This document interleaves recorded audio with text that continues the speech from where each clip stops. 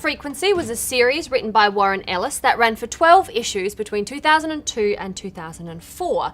It was about a global rescue organisation with 1,001 members, all with dizzying talents, everything from computer hacking to parkour to parapsychology. Yeah, and now it's actually been collected together in a single trade for release by Vertigo. So we thought it'd be a good idea to have a look at, just in case anyone missed it the first time round. Yes, and honestly, I did. Yeah, I did too. Yeah, so I'm actually really happy that this has happened because it is such an excellent concept. Yeah, and quite a fresh concept as well, oddly enough, given that, from the inception of the story, it's around a decade old. Yeah. In many ways, I think Global Frequency breaks the rules of traditional comic book storytelling. Yep. For one thing, there is little to no through line between all of these stories, and for another, there are only actually 2 characters who feature in every story. Yes, the enigmatic founder of Global Frequency, Miranda Zero, and Aleph, who's kind of a super tech switchboard operator who kind of keeps all of the agents in contact. She's pretty cool.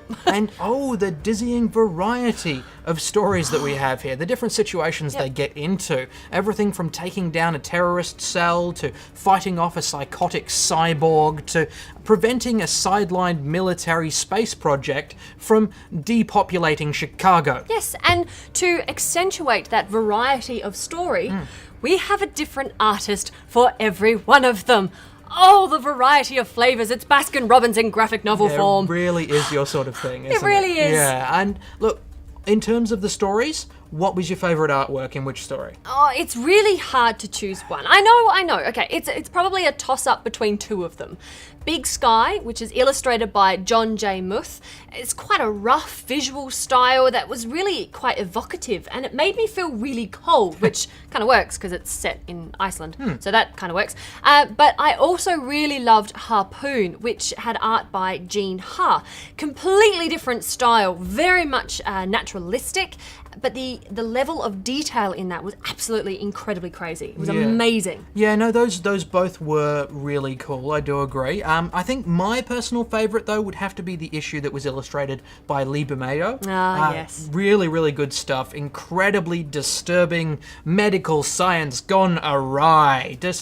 There are a lot of people who can do that stuff, but he did it really well in this. If these stories do have anything in common, it is probably that kind of science gone awry in a weird and wonderful way, whether you understand it or not. And usually under the direction of some government or other. Yeah, there is that political aspect to it, isn't there? It's stated early on that they're at least partially funded, Global Frequency, by the G8 governments, who are just paying them on the quiet to keep their dirty little secrets, well, secret. I think this really could have gone somewhere interesting if it had continued. I love to think what could have happened with this story if it had gone on. Yeah, there did seem to be a bit of cohesion happening towards the end of this, especially in the final story where 2 characters who we've been in contact with before show up again. Yeah. We also get Aleph's backstory, which was really cool and really quite fascinating. She was a very, very cool character. Yeah. I did also find out that there was a pilot that was shot of Global Frequency, but unfortunately it never got off the ground. Just such a shame. It would have fit so well for that sort of serialised storytelling.